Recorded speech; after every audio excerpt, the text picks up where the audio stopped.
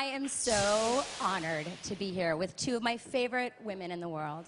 And one of my first questions is, what inspired you to take the conversation to the digital space?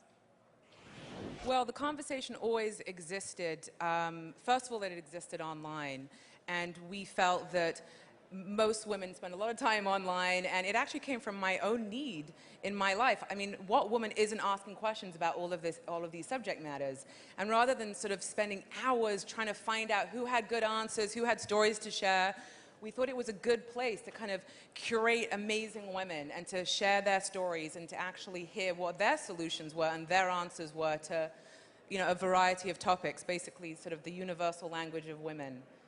I mean, I think one of the differences, we're fortunate enough that Lifetime has decided to make this a series for their network, but the website is not a support for the TV show. It's in fact the reverse. We always were focused on the online destination, because that's really where the conversation can expand and take place, and where the opportunity to connect on even a global level to share. Because I think that's ultimately, when you get down to it, it was a simple idea of two women sitting down, sharing with one another, trying to find answers, lending support, and we just want to open that up into something that reaches every woman, because I think the topics we want to delve into are relevant to every woman. We basically took what was happening in our own living rooms and kitchens and what was happening in our friends' living rooms and kitchens,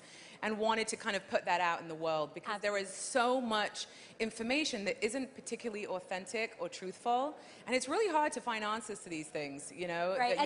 I always say, as a parent, like literally Twitter and Facebook became my mommy group. Yeah, it's true. So to invite people to participate in the conversation, and we want to hear what women all over the world are thinking about this subject, you know, about these variety of subjects. It's because it's not about being experts. The truth is, selfishly, we'd like to have the answers. I'd like to reach out to somebody who knows about finances, who can encourage me to be less intimidated in areas where I don't have confidence.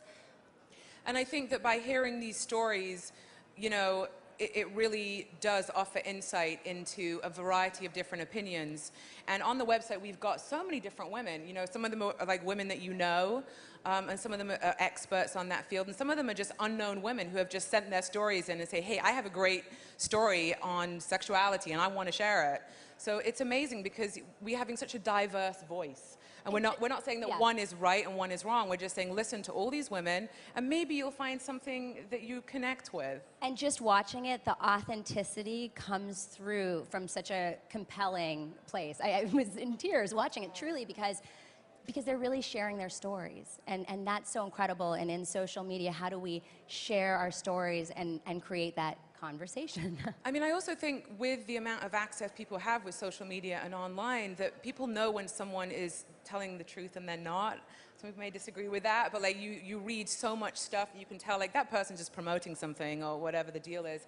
And I think the unique thing about our project is that it's not really about someone coming on or someone sharing a story because they're pushing something. It's like they're there because they actually want to share an experience, yeah, in and fact, something that's truthful for them. It's the exact opposite. And although for a lot of you in the room who are saying you're here to discuss marketing, this is for us not about getting somebody who's got a book, a movie, an album. It's really getting somebody to share almost in the way that it used to be. If you look at the old Dick Cavett show, people came on just to talk about things that they had knowledge and interest in. They would, and just to kind of really to inspire one another. And I think that that's what we have an opportunity to do here in a different form because of the web, which is reach those who might provide us with that very answer we're looking for,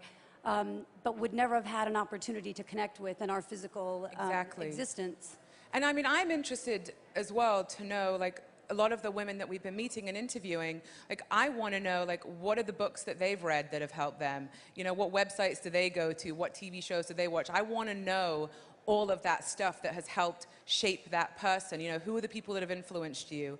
And it's kind of great to be able to like collect all of this amazing information and share it with anybody that's interested in it. And I have to say that I've actually met a few men who have said, like, I want to know what women have to say about this subject, which is fun too. I love that. Who would you say is your target woman that you're focused on reaching? I would say that really we're kind of speaking to every woman. You know, we're addressing the universal language of women, and whether you are 16 or 70, you're going to have feelings about your body, and you can participate in a conversation on body image or health or finances or sex, you know. So it's really diverse in age, you know, I would say. Absolutely. Did you want to add? No. The nice thing for me about this is that I actually don't have to be the one who speaks. I love it. Well, I think it's so incredible to see where we're at and where content is meeting brands. And where do you guys each feel, as being such incredible female influencers online, where are we in the present and where are we headed? I think Demi can probably So where brand meets content. Well, I think actually when Ashton was speaking earlier, I think that it sits in a couple of different places, and I think we all get annoyed when we're forced to sit through advertising when we just want to get to the information or the content.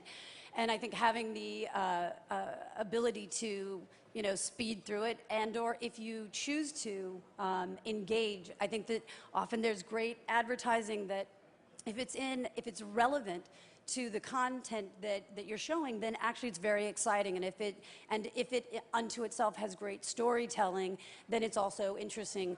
The biggest thing for me, and I feel it's really important, particularly with this project that we're doing, is that the brands be looking at what they have to give. What are they offering as opposed to what they're wanting?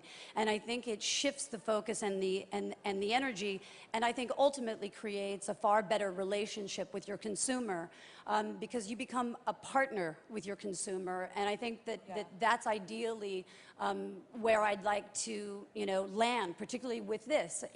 I mean, what you're saying makes sense, because we created this, you know, it's a multimedia platform, and we created it because we felt there was a need for it.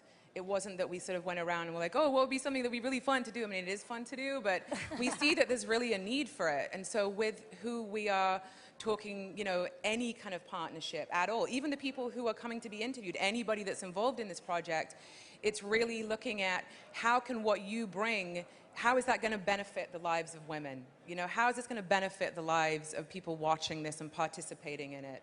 So as long as that criteria makes sense, then it would make sense.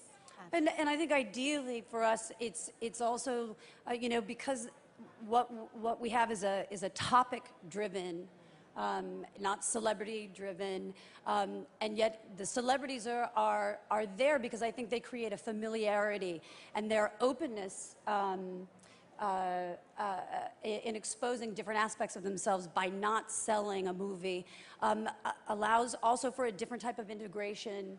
And the topics of whether it's body image or finance, there's very different groups that we could be engaging with that I think that would find an organic and authentic place in relationship with us. Amazing. Demi, Amanda, I love you both. Thank Conversation, incredible. Do you have anything more you want to add? No, thank you. I heard you guys were a tough audience. I appreciate you listening. You guys were an amazing audience. And we just want to. Oh, no, actually, if anybody has any questions, because part of, I think, just sitting up here and talking that didn't feel right for our show is really, you know, engaging out there. So if anybody has any questions, if they want to toss out, please do. If you want to find us after. And also just wanted to thank Soleil so much for coming and doing you. this for us. Demi is the reason I found Twitter, and Amanda is one of my favorite people to follow, so I am thrilled to be here. Thank Thank you so much. Thanks. Thank you. Everybody.